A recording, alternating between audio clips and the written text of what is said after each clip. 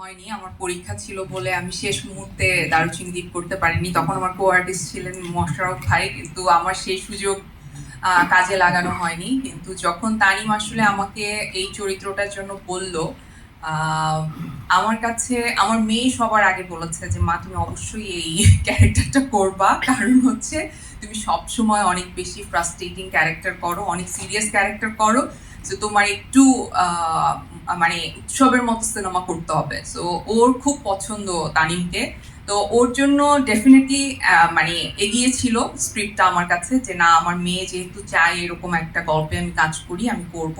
আর হুমায়ুন আহমেদ তো আসলে আমার কত পছন্দের এটা সবাই জানে, যে স্যারের জন্যই আমি লাক্স অ্যান্ড লাইক সুপারস্টারের নাম লিখিয়েছিলাম।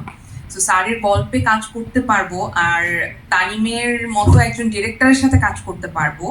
আর আমার যারা কো অ্যাক্টর আছেন, আমি অনেক বছর পর, আমি যেহেতু হুমায়ুন আহমেদ স্যারের সাথে কাজ করার সৌভাগ্য আমার হয়েছিল, অনেক বছর পর আমি সেই ফিলটা পাচ্ছি।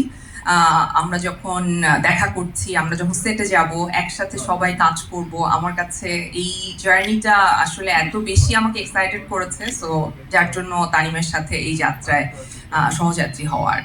Thank you.